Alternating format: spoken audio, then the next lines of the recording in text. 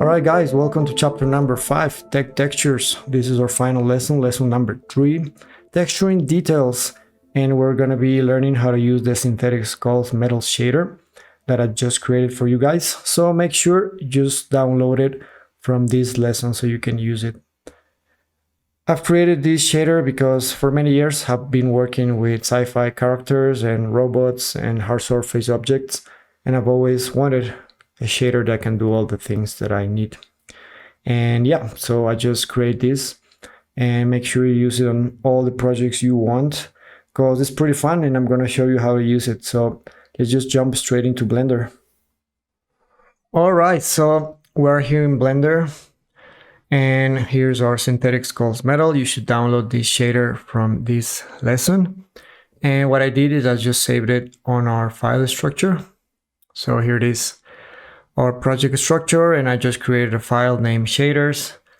And here it is, the synthetic skulls metal. So let's just see the basics of this. So you have a controller here, it's like the master control. And you're gonna see some of the letters or the settings written in uppercase, like base color, metallic, and some of them are written in lowercase. That's like a hierarchy, meaning that, for example, if you see Fresnel is uppercase, and then Fresnel roughness is like lowercase, which it means it's only like an option from the Fresnel.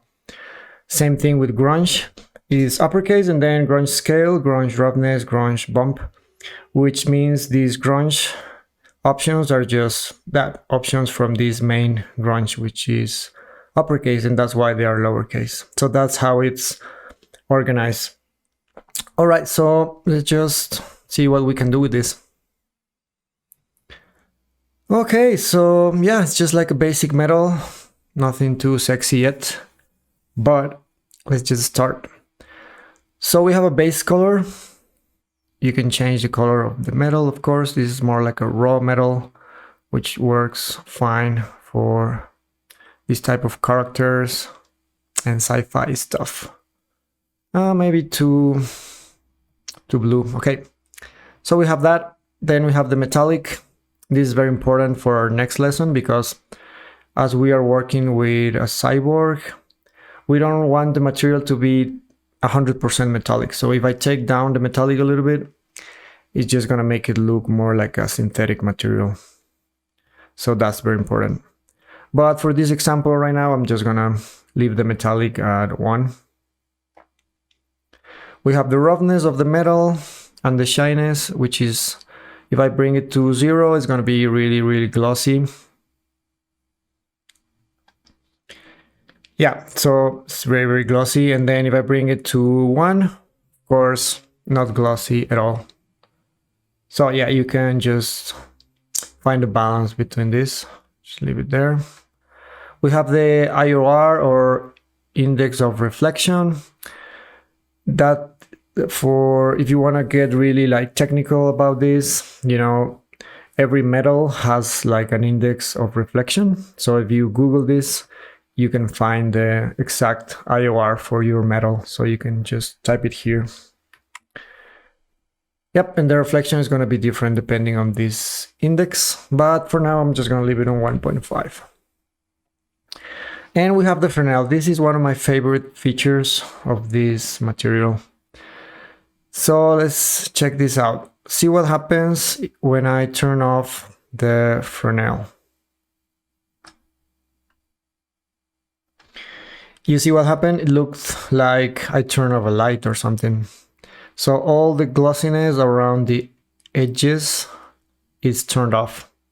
And that's what the Fresnel does. The Fresnel adds like a little bit like a rim light or like a backlight to the edges. So it feels like adding an extra light, backlight or a rim light.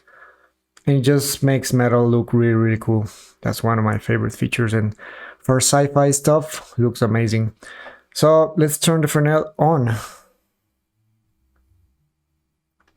So look at that. It's like, yeah, like turning on a light on the back. But it's just the shader.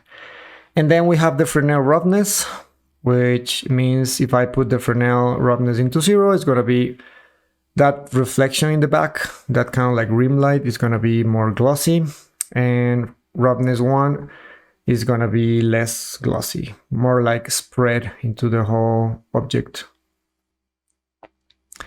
All right, so let's continue to one of my favorite features as the Fresnel, and it's the ambient occlusion. The ambient occlusion, by definition, is the space that you have between objects and the shadow that comes with it. So right now it's off, so let's just turn this ambient occlusion on and see what happens. Yep. I mean, I just love this feature. And of course you can change the color of the shadow. And you're probably asking yourself, I mean, it looks great, but what's the point of using ambient occlusion? With ambient occlusion, you can fake some effects like dust or rust. So this looks more like rusty, you see, like old, or maybe just make it a little bit lesser and it will just look like maybe dust, like there's some dust on some of these crevices and details, right? So it will depend on the color and the intensity of the ambient occlusion. So yeah, definitely one of my favorite features. This will depend how it applies.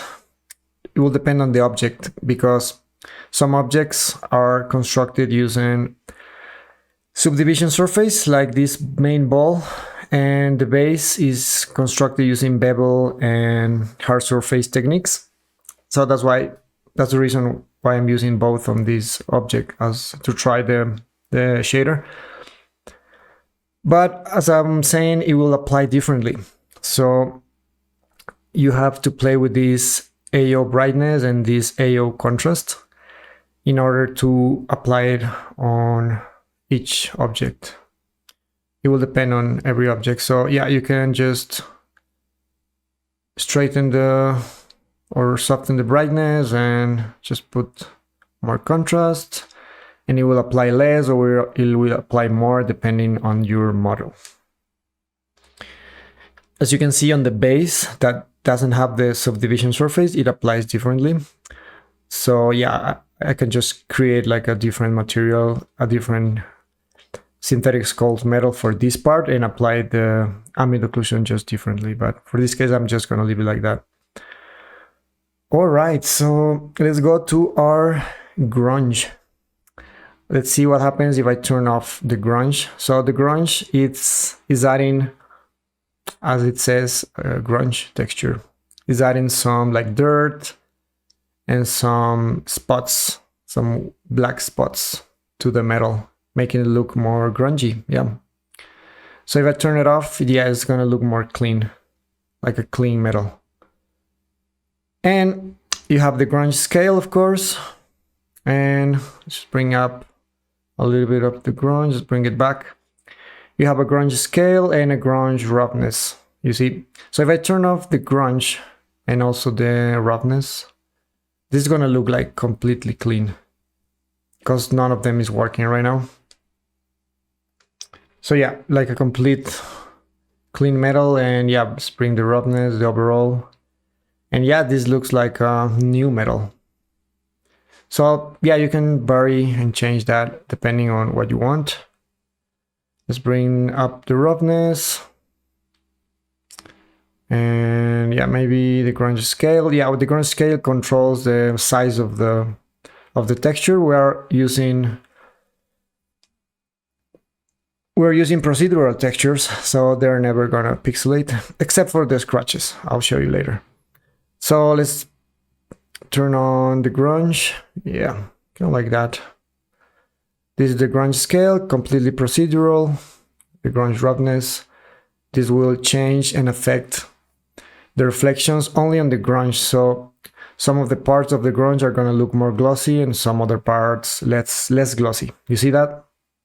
See on this corner right here how it's reflecting the light, and in some other parts it's not reflecting. It's depending on the texture.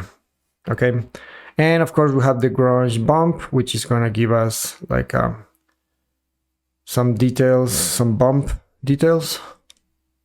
So you can also play with that, make it look more bumpy.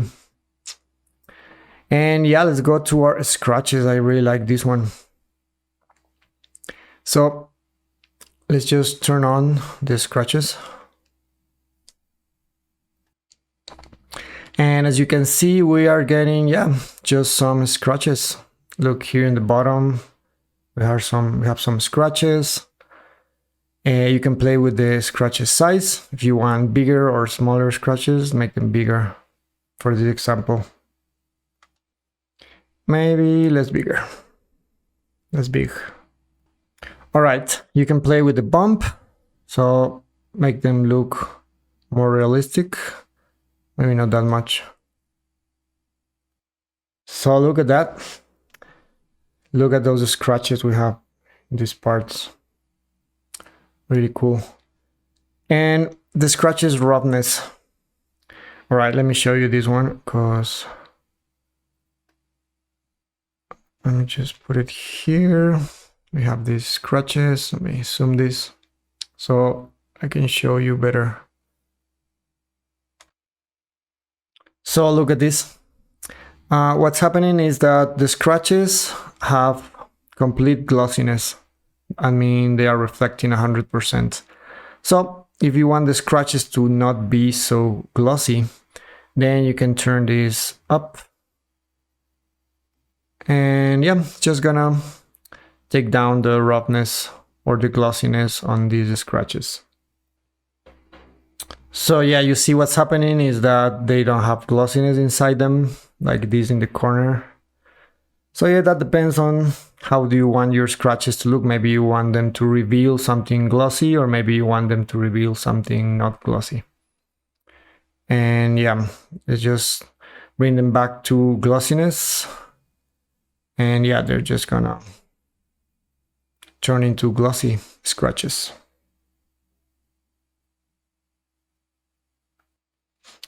All right, so let's get into our final feature, the edge worn. Just gonna press Ctrl B to make it full size. And just leave it there.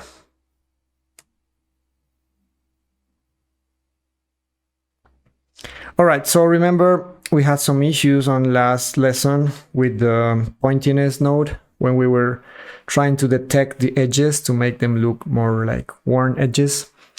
Yeah, it was giving us that problem because we were using the multi-res. So in this method, with this method, we are gonna avoid that because this has like a more advanced way of calculating the edges. And yeah, it's gonna be great. So let's bring our edge worn into 1. And to make it really visible, let me bring the grunge up. And I'm just gonna turn this into like a really weird color. So check that out. This is actually like a real cool effect. Of course, this you can use it just to make your metal a little bit more worn on the edges, but I'm just putting this crazy color so I can show you what it's doing. All right, so we have the edge worn color, and we have the edge worn scale, which is gonna make the edges a little bit tighter if you take it down to 0, and just bigger if you bring them closer to 1. So that's what it's doing. This is the edge worn scale. So try to find some value that helps your object. And again, this is going to work differently on objects that have subsurf and objects like hard surface, like on the bottom. You see how it applies a little bit differently. So yeah, so just be aware of that. And again, what you can do is just change the material and make it use different materials so the edge worn works perfectly for your model. So let's bring this down. We have some noise, so it doesn't look so clean and new. And we have some noise scale, which is, of course, is going to also bring up the scale of the noise. Yeah, you see it's moving there. So what it's doing is just adding some noise to the edges, and I can control the scale of the noise. Okay. And let's just exaggerate a little bit. Just bring it up like that. Yeah, and with the noise scale, I just... yeah, you can just have fun with this. All right, so let's bring it down again.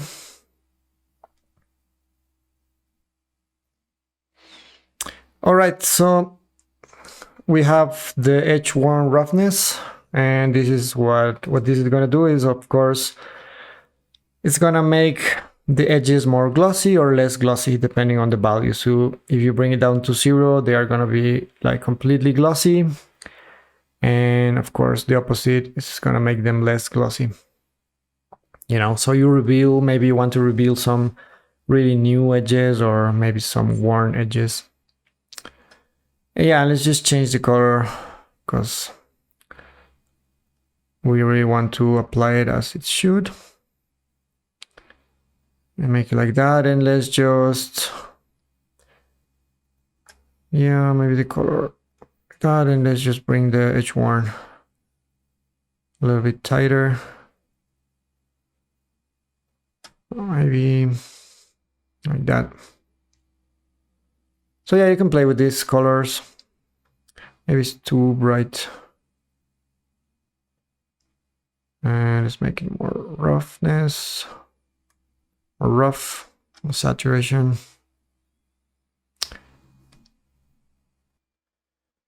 And yeah, you can see now you're getting these like nice edges around some of the details. Maybe just bring this, let's just exaggerate it a little bit. So yeah, check that out, that's amazing. Maybe bring back some of the ambient occlusion. And yeah, tons of fun with this shader. Yeah, so hope you guys have fun with this shader. Apply it on your models on this project. And for the students of the course, just make sure you always, whenever you put something on social media, you tag me as Carlos Sosa 3D. And this lesson is going to be open for public, only these lessons. So if you're not a student of this course, I recommend you to take it because we are learning some really nice stuff. And if you're not, it doesn't matter. You can always use also this shader, make some cool stuff. And yeah, also don't forget to tag me if you use it on some of your cool projects. All right, so we need to wrap this up. Let's go back to our main character. All right, so we are back with our main character, and let's just bring our synthetic skull shader. Let's go to append. Let's go to our folder structure, shaders, synthetic skulls, and let's look for the material. There it is, SK metal. Let's bring this up. And let's just put it into one of our parts. Let's just look for it here. There it is, SK metal. And let's see what's going on.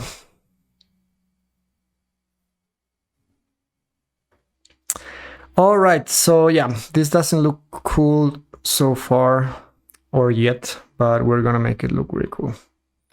So as I was telling you guys, the metallic, we don't really need it that much, so I'm just gonna bring this down because we wanna make it more like synthetic material, not so metallic.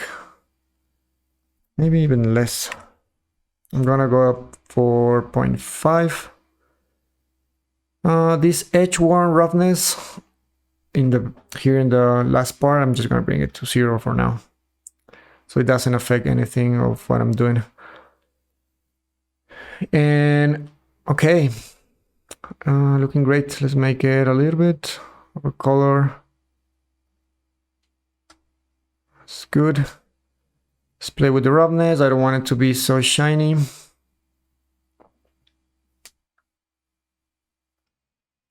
So yeah, look at that. It's starting to look really great.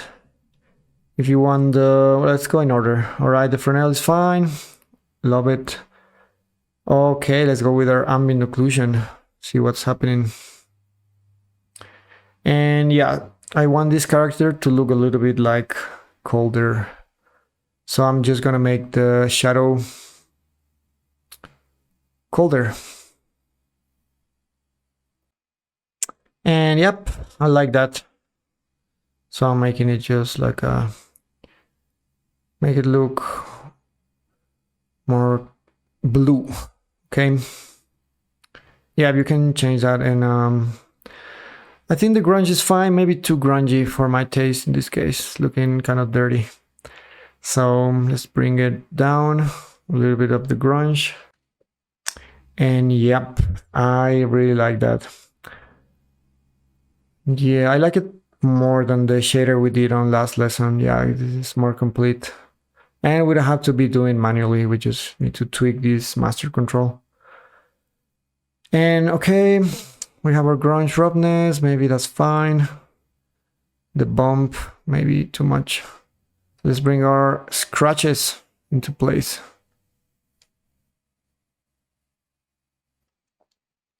All right, so we have some scratches. The roughness of the scratches, I want it to be almost 0. Small value, and bring the bump up a little bit. And maybe the scratch size is a little bit, bring it down a little bit. Yeah, I like it. If you don't want the scratches to be that showing that much, just bring them down or bring down the bump. Okay. Okay, let's go to our edge worn, which is gonna be great. So let's bring it up. Do the same thing we did in our example to see what's going on. And yeah, this is crazy. So let's just play with our edge worn scale. Let me see. Maybe like that. Maybe way too much. Noise. And let's bring on some of the roughness. Okay, this scale is very sensitive, so let's check it out. Yeah, so you see, we don't have the issue that we had on last lesson with our pointness node. And let's just make this a little bit white. All right. Maybe this roughness is too much.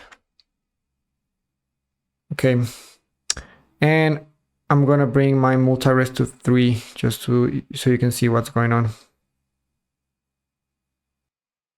All right, looking good, but this is definitely way too glossy for my taste. Let's bring up the roughness also. All right, so for this case, we need to bring the edge worn and the scale really, really low. You have to try this. It will depend on your model. And as we are using the multi-res, we just give it a little bit of worn and it's still gonna work. You see, it's making all these crevices and brush work we did kind of stand out. It's just bringing back some detail on these lines we drew in our sculpting. Okay, so yeah, just play with that. Maybe change the color a little bit. And let's start applying this to the rest of the, let me bring down my multi-res so it doesn't collapse my computer. And let's just start using this. We're just replacing the UV grid with the shader we created. So let's just start putting it here. All right, so I'm just gonna add it to the main parts. And for these other parts, I'm just going to click on this number to make it a new material, and let's just start naming it this, like for example,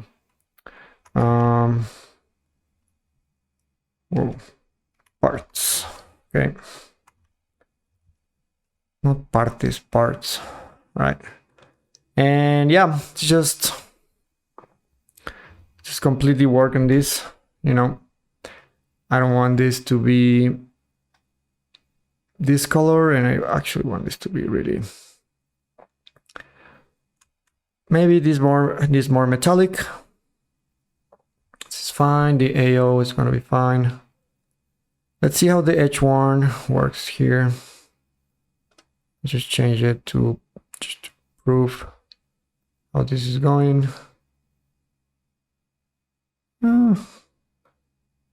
Looks okay, but we don't really need it that much.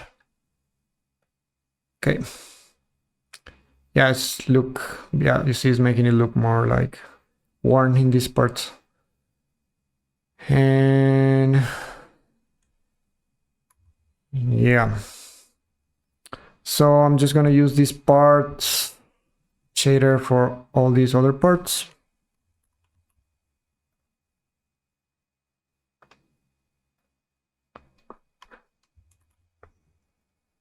Yep, here. And yeah, let's create a different one. Maybe I want to play with these parts to be different color. So if I put my synthetic skulls parts, make it new, and let's just call these, I don't know, dark. Maybe some, no, let's say just maybe bright, right? Maybe some bright parts like this one, and just make it a bit brighter. And let's keep playing. Yeah, just the important thing is just make a lot of contrast. Don't use the same shader for all the parts. So mix it a little bit, work for different roughness and different color. And that's gonna give just more richness to the whole project. Don't forget to add we made our rubber material on last lesson, so don't forget to add that to a lot of these parts. Yeah, like these things are rubber. All right, rubber.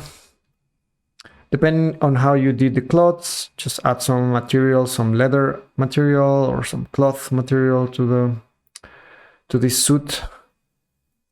And yeah, for the eyes and nose, what I did is I just use a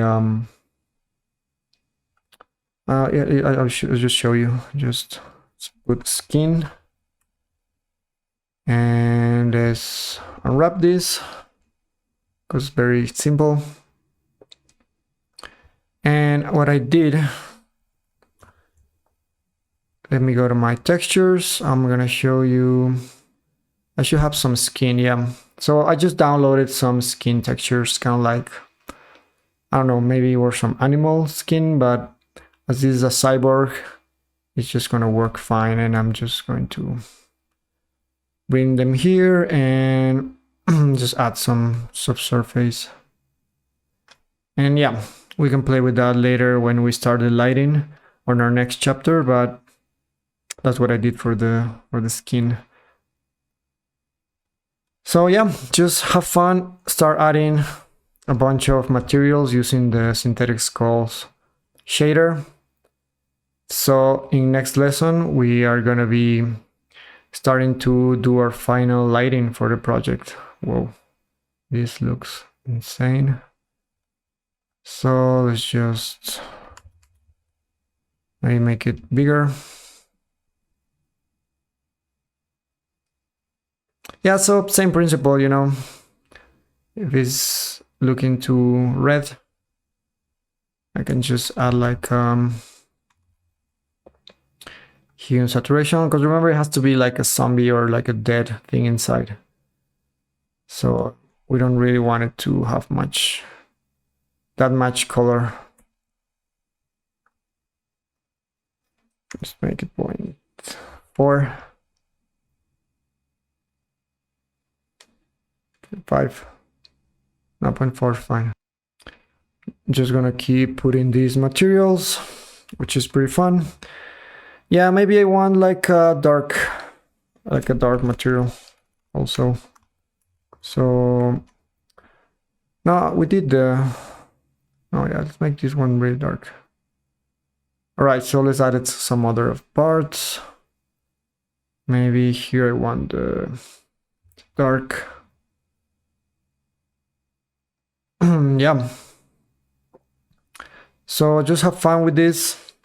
Mix different materials, don't use the same material for everything, because the idea is to create a lot of richness.